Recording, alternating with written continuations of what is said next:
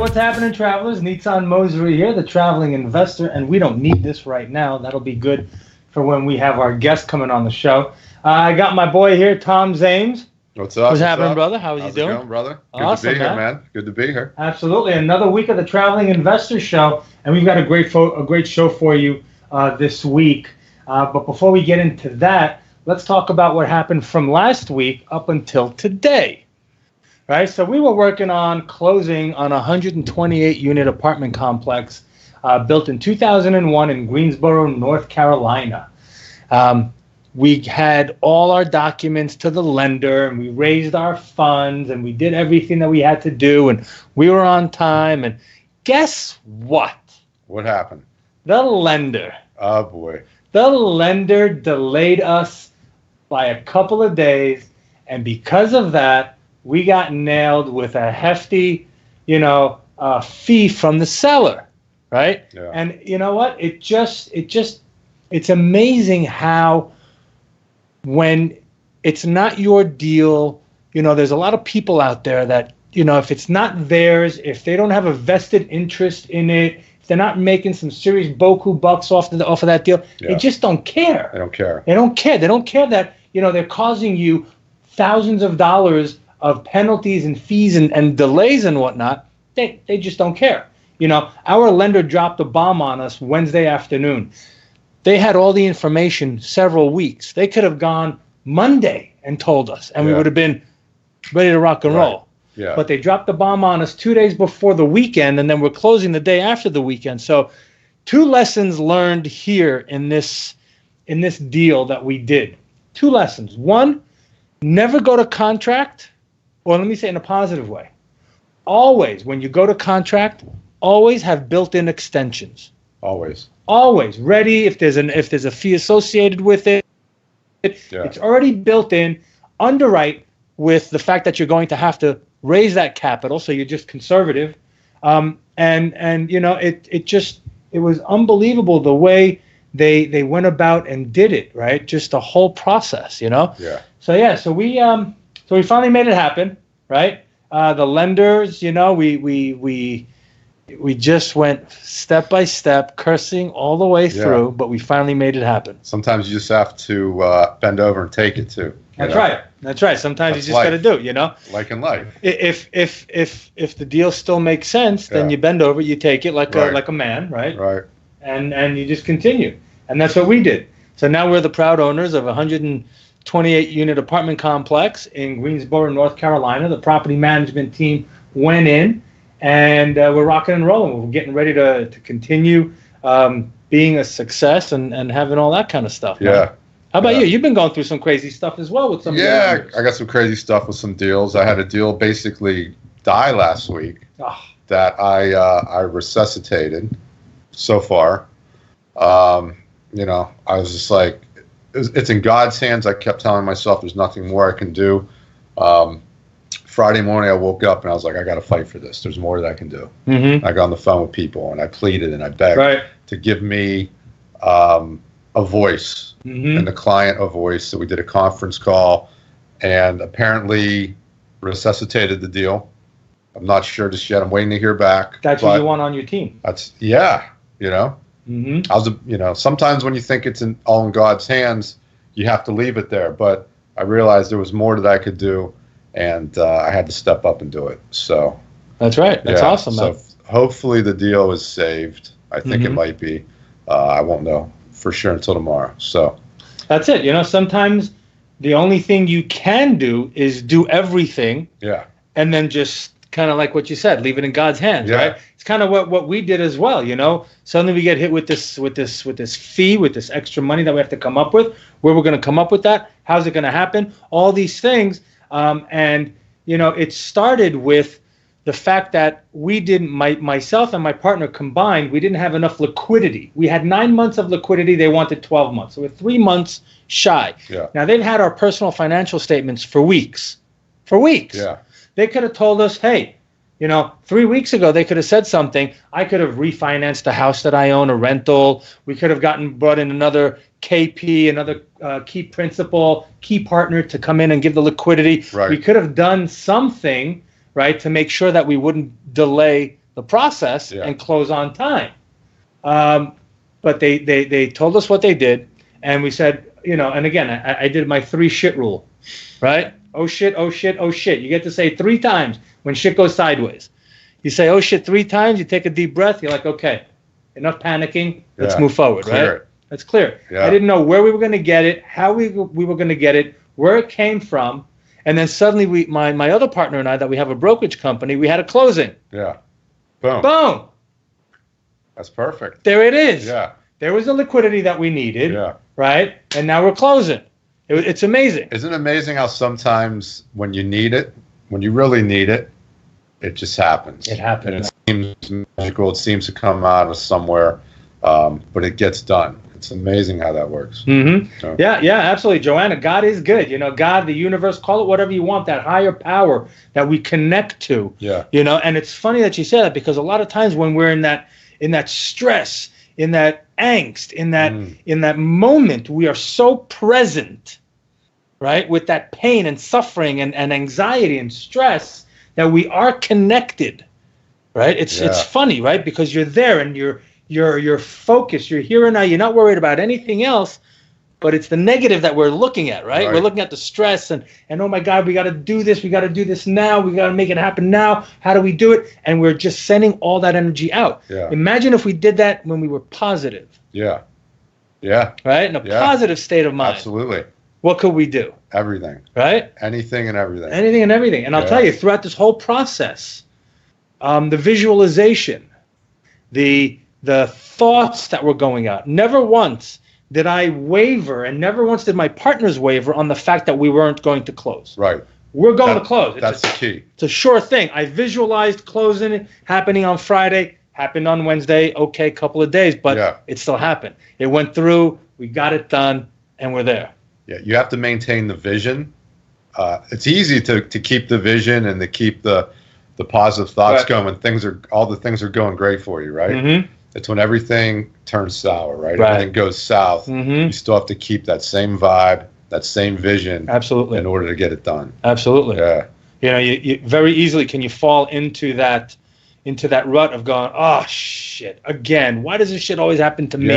Why me? Come on, why can't it be easy? I can't catch a break. This always happens. Right. Yeah. You go into that funk, and guess what? The universe responds in kind, says, you know what, you're right, this shit always happens to you. It's going to happen again. Yeah, here, take it. Take it, man, take it. It's because you expect it to go wrong. Right. Deep down inside, you got the vision, you're doing everything right, but there's that little thing in the back of your head that's like, what's going to go wrong? Something's going to go wrong. Right. And it goes. I know it. I can feel it. I can feel it in the bottom of my whatever it is. Right. That's what it is. You got to clear that somehow. You got to clear it. I mean, it says in the Bible and in the New Testament and whatever. Right. Doubt. The size of a mustard seed. Have you ever seen a mustard seed? Yeah. Mustard seeds are tiny.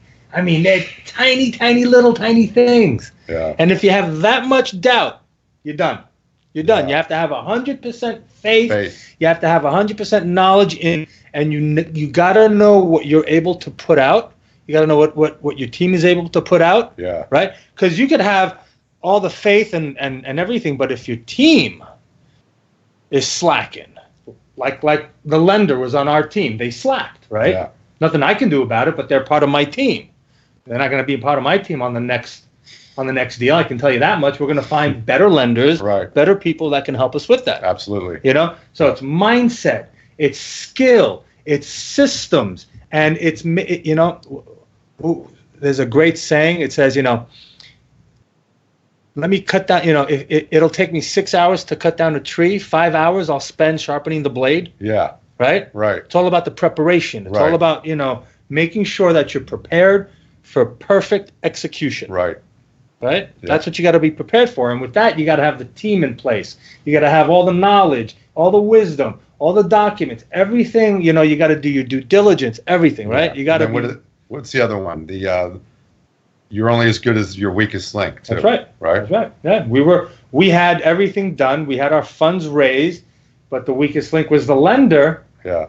And because of them, right. They didn't get charged a fee. No. They got paid. They didn't care. They got paid. Yeah. They don't care. No. Yeah. And that sucks because we've done two deals with them. Yeah. Not going to do any more deals with them. We'll find you better stuff. Absolutely. That's I already got something better lined up for you. You see, there we go. That's why we have people on your team that can make it happen.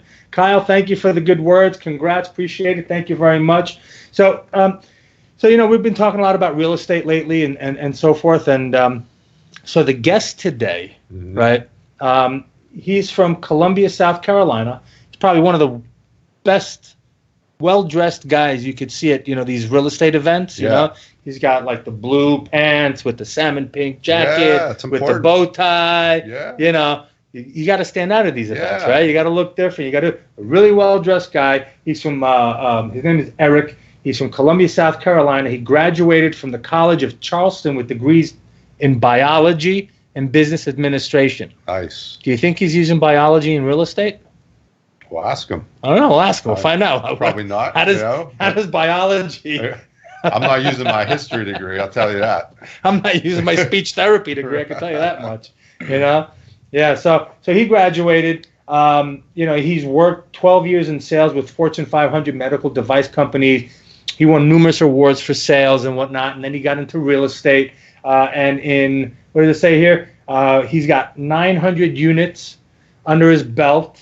They started investing. He helps raise capital and does all this stuff. They got a couple of deals going on in Carolina as well. So he's in it. He knows the deal. And we're going to talk to him about, how he got started in real estate, what he looks for, all these different things, so that you guys out there that are thinking, wanting, wishing, looking for another stream of income, looking to gain freedom and control of your life, and you want to get into real estate, this is a great place to come and to start learning. We talk a lot about mindset, because mindset you can take with on every level. Everywhere. Travels well. Right? Yeah. Anything. You travel. Your family relations. You're walking down the street. Yeah. You got a smile.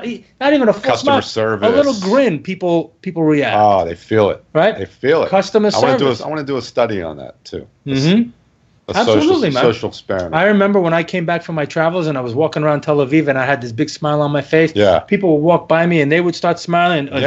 Some people look at me going, what drugs is he on? No, but works. I'm like, nothing, man. I'm just happy. I'm just smiling, right? And then you start attracting people. Absolutely. Right? Smile and the whole world smiles with you. Absolutely, man. Crying, you cry alone.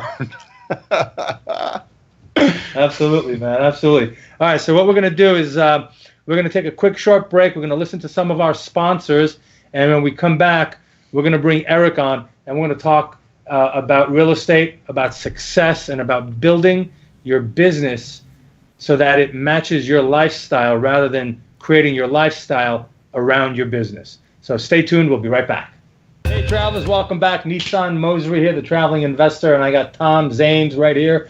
And for those of you out there who don't know what Tom's a mortgage broker, okay? He goes out there and he gets people money for their deals, okay? So if you need a great mortgage broker, here he is. He hooked us up with our loan on our hotel when nobody else would. So if you need him, he's there. And right now, I don't want to hesitate any longer. And as you can see, he's the best dressed guy in the whole place. Looking dapper. Look at him, man. Eric, how are you? Can you hear us? I can hear you, Neetzen. Can you hear me? I can. Awesome, man. So welcome to the show. Before we brought you on, we had a little intro. I told everybody that in all the events, when you go to these real estate events, the best dressed looking guy is always going to be you. So nobody should even bother to compete, right? Well, thank you. So it's awesome, man. Thanks for being on the show. Absolutely. Thank you for having me. And this is Tom. This is Tom Zaimes. He's my co-host. How you doing, Eric? How are you, Tom? Nice to meet you. Nice to meet you. So what's going on, man? How's everything? It's good, man. I just hopped off a plane from Boston. I'm here in Greenville, South Carolina, doing due diligence on a couple properties the next 2 days. Oh, fantastic. And, just working hard. Oh, that's fantastic. So we just closed on our Greensboro deal. Greensboro, North Carolina. We just closed on it today. That's 124 or 126, somewhere in 128, there. 128, yeah. Yeah. Congratulations. That's fantastic. Thank you. Yeah. It was a birth from hell. Lenders always giving us trouble and whatnot, but we made it happen. Well, that's fantastic, and I'm sure Tom took good care of you. Yeah. Tom wasn't on this one. Tom wasn't on this one. It would have went smooth if I was on this That's one. right. That's right. So, you learn from experience, right? That's it, man. That's it. So tell us more about this, about your properties that you've got going on. Yeah, so we currently have 5 properties under contract. We close on one a week from Friday. That's a 55 unit in Spartanburg, South Carolina. Okay. We're very bullish on the upstate of South Carolina. There's a lot of good things going on in that Greenville, Spartanburg market. Mm-hmm. So we're kind of hyper focused and being patient. And we talked about this when we were in Dallas together. Sure. It's so important to be patient right now and wait for the right opportunity and not try to crowbar yourself into a deal just to get involved. That's right. Absolutely. Yeah. Absolutely. Got to be selective. Yeah, especially in this market that we're in, where we are in the market cycle in general, right? Yeah. You really need to be conservative on the way you're buying, on the way you're underwriting, and also your exit strategy. Absolutely. So why don't you take us a couple of years back, okay, to where before real estate. What were you doing before real estate? Yeah, so I graduated from college with 2 majors, one in biology and one in business, and wanted to be a doctor and decided that going to med school was not the path I wanted to take. So I ended up going into medical device sales and worked in the gynecologic space on the surgical side.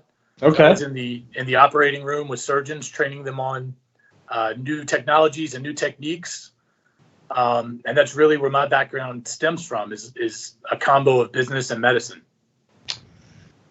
Wow. So business and medicine, and then you got into real estate. So how did you get into real estate? I mean, were you in an apartment complex trying to heal somebody and you're like, you know what, I'd like to buy this place? So I actually flipped my first residential property back in 2003 when I was still in college. Okay. I was borrowing money from private investors and offering an annualized return and doing the fix and flip play at 21 years old. That's awesome. So I did that through about 2008 and then met my wife and we decided to start a family. So I kind of took a little hiatus from real estate. In hindsight, I looked brilliant getting out right before the market crash. But it was not by any form of genius. It was just dumb luck. And then got back involved on the residential side back in 2013. And then about 2 years ago, ventured into the multifamily space in a passive capacity. Okay. So why did you get into multifamily? What was the attraction for you? Sure. It really came down to what I think a lot of people find is the scalability was really challenging. I had multiple properties strewn about multiple cities, and I didn't live in any of the cities, actually. They were all cities I had lived in previously and found good opportunities from broker relations I had there. Mm-hmm. And so that's really kind of how it started for me, was realizing to get to my passive income goals and scale up the way I needed to provide, the lifestyle and the comfort for my family. Single family residential properties weren't going to get me there. We're going to take way longer than I wanted to take. Right. And the issue that we have with single families versus multifamily, in a single family home, the tenant doesn't pay you 1 month.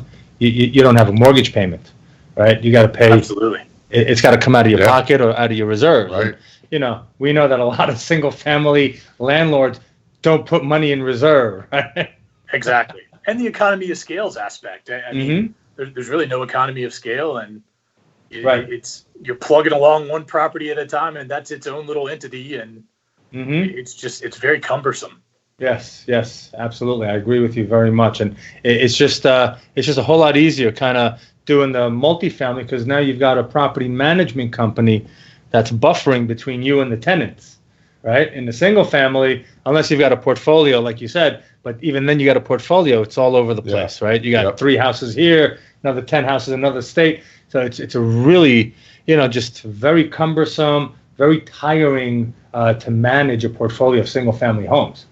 Absolutely. Yeah? So when you were flipping houses, did you have a mentor? Were you learning from someone how to do it, or were you just going, throw your hands up in the air, put your hair on fire and go, hey man, let's do it. Whatever happens, happens. Sure. No, I had a mentor, actually 2 buddies of mine that I went to school with, they started getting into the house flipping realm in Charleston, South Carolina.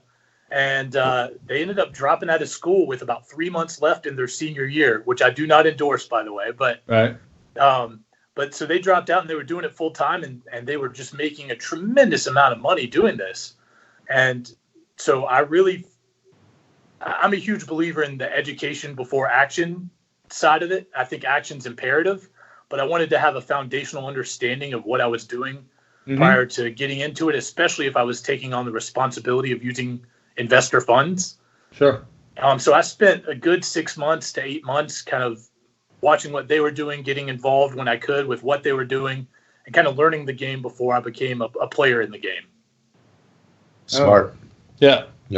Very smart. Not many people do that, right? A lot of people just jump off the cliff and then they try to figure it out on the way down. Yep. Right. There's something to be said about that, but you definitely need to get educated because, like you said, Eric, when you're dealing with other people's money, you got to minimize the risk as much as possible. Absolutely. Getting educated, doing incredible due diligence on the property, on the market, on the area, on the economy, all that stuff, right? So you got to be able to minimize. And you had to get more education than when you transition from residential to commercial. That's right. That's right. So it's not even in the same space. I mean, it's a different game. It was incredible the amount of knowledge that I gained from making that transition and realizing that it's not even. I mean, it's apples and oranges. Mm-hmm. So talk to us and to the people listening out there. How did you make that transition? What were your process? What was the process that you went through? Sure. So the first thing I did was, I guess, being self-aware enough to recognize what we spoke to earlier and the scalability aspect. And then from there, again, I took a very similar approach from an educational standpoint. Mm-hmm. And myself and my business partner, we at the time we had a different firm.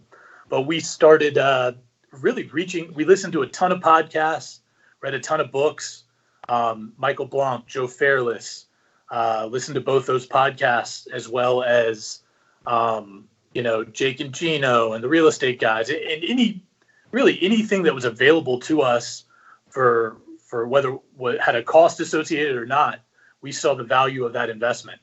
So we spent a tremendous amount of time really on that aspect of it. And then taking people out to dinner that had more knowledge than we did. I think that was a huge one. People are so generous with their time and knowledge, and we took full advantage of that. And so then we started investing passively. I was saying that when you asked the investors for advice, were they eager to share with you? I mean, that's a great question. And I have never been involved in a business sector where the generosity of time and knowledge is as robust as it is in this industry. Especially there was a direct correlation between the success of the individual and the amount of time and knowledge that they were willing to provide to me. People that are controlling a $500 million portfolio would take my phone call and give me 40 minutes of their time and just allow me to ask anything that I found to be relevant. There was no such thing as a dumb question. And that was hugely influential in pushing us forward and helping us accelerate our growth. That's awesome. All right, what we're going to do, Eric, we're going to take a quick break. We're going to we're going to listen to our sponsors. And when we come back, we're going to talk more about, how you find your deals, how you actually go about raising some capital, and what you feel are the keys to massive success. All right. So stay tuned, travelers. We'll be right back from a word from our sponsors. So stay tuned. I think we are live. Eric, are you there? I am, Nathan. All right. So we got some technical difficulties here with our camera, but we're going to continue going.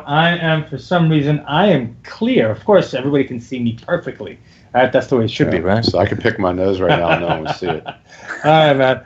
So, but we can see you clear. We can see you perfect. So that's good. All right. So let's talk. We talked about, how you got started in real estate. You got started flipping houses, right? That was kind of the the easy introduction into real estate, right? You got educated on that, and then you got educated on multifamily, and you started building your business. How did you build the team that you have now in your company? Yeah, that's a great question. Yeah, I think it's a very important aspect that a lot of people don't talk about, that is crucial in success, right? Is the team that you assemble around you, right? So how did you go about doing that? Yeah, so my original business partner, who's still with us, his name's Brian Mallon, and we were neighbors in New Jersey. We were both entrepreneurial minded. We had both had a tremendous amount of success in our 9-to-5 jobs, and really when it came to it, we knew we wanted to do something together. And when we had the chance to work together in this forum, he came on the educational journey with me, and so we decided to partner up. We brought on our third partner, was actually someone, he's a lieutenant colonel in the Pentagon, and he's a Marine, and we were competing against each other in the same markets and driving prices up on one another. And so we connected at one point through a broker and went out to lunch and decided through our conversations that we try to take down something together.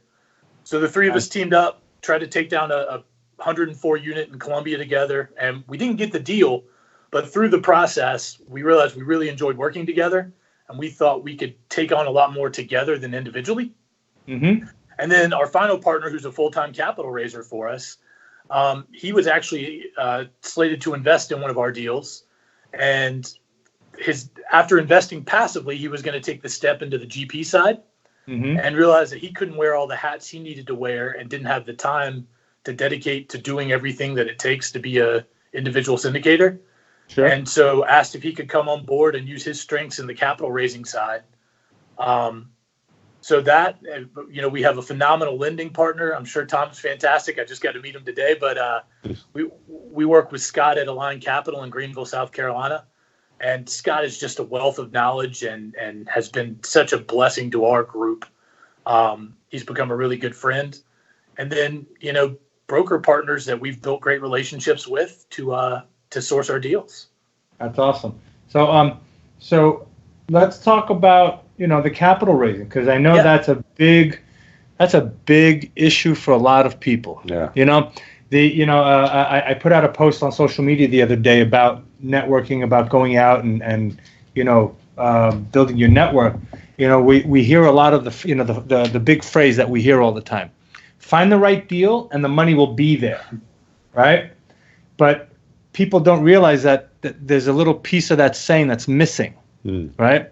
Find the right deal and the money will be there if you've built the right relationships. Right? That's kind of like what I've added on there, right?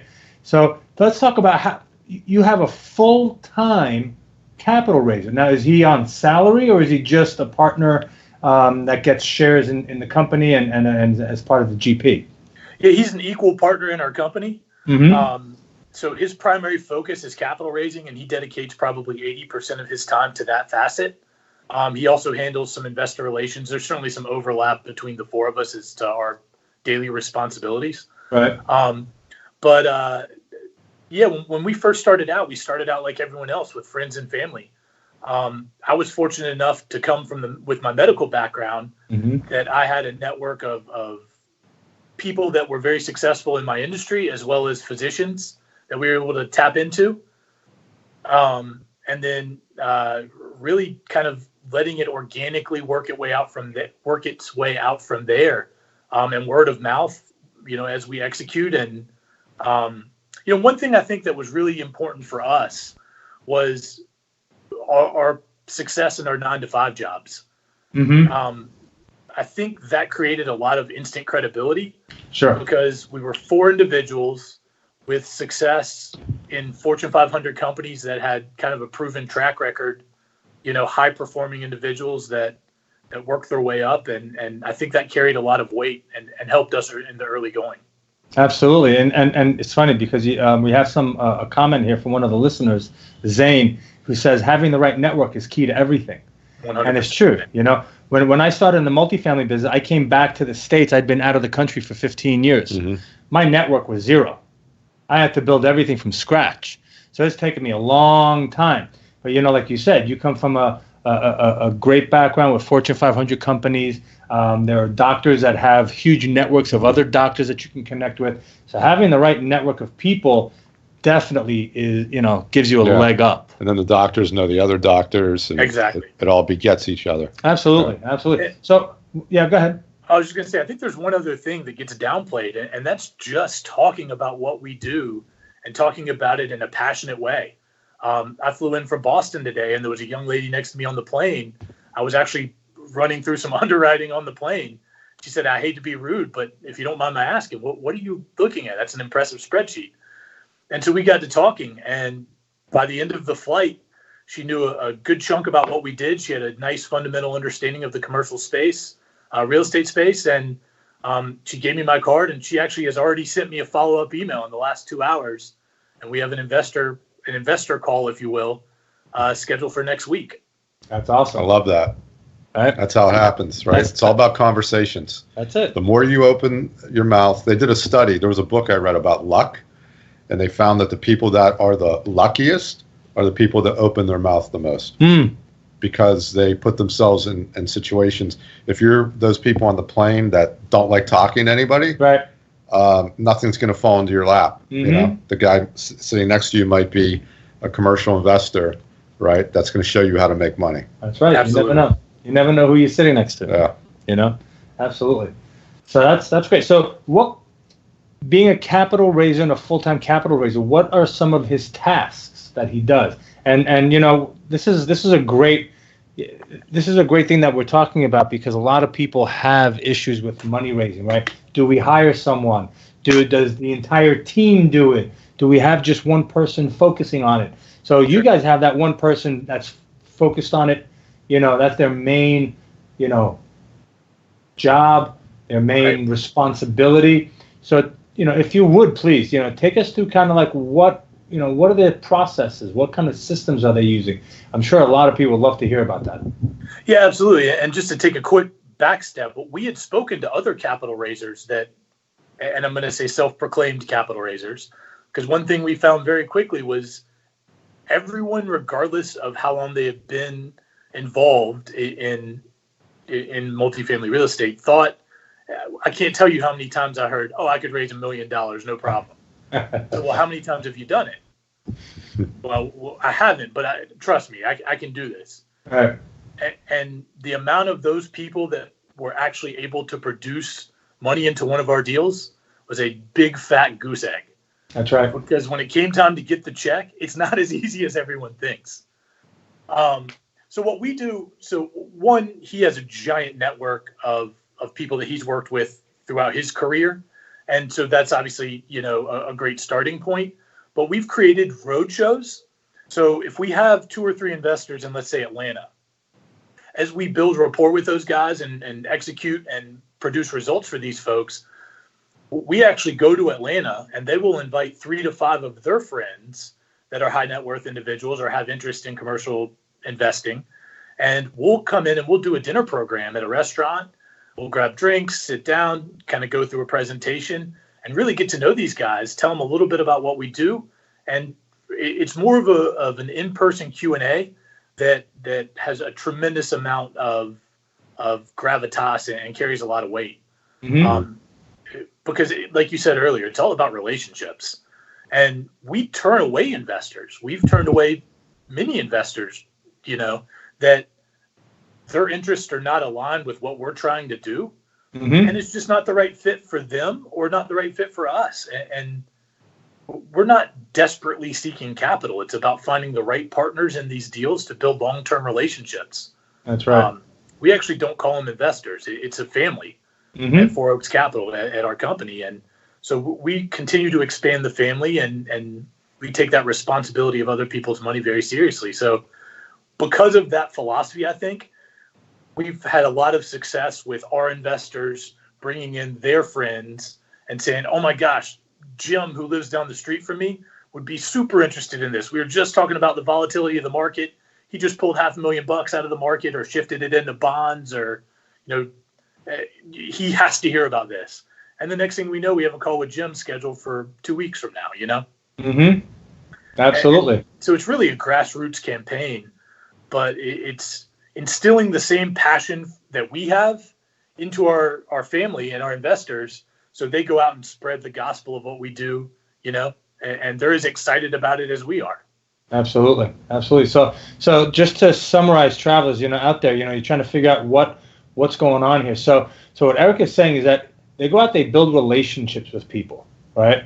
People then invest with them, okay? Because they know them, they like them, they trust them, they build a rapport with them, they have a good team together, they have systems in place, they're completely transparent. And then once they have an investor, they will then use that person to drive to their network of people and then get connected through them, which is a great way of doing it, right? It's also, it lowers the cost per investor, right? Because you have your marketing costs that that for each investor. How much does it cost to get an investor into your deal? Yeah. When you're getting a referral, that's free. Yeah. That's the best one, right? And it usually closes because it's a referral, because you have that trust, that respect, the connection, the rapport, and so forth, and all that. So that's a great system for all of you guys out there that are listening, that want to get involved and are trying to figure out how to go about raising capital and doing.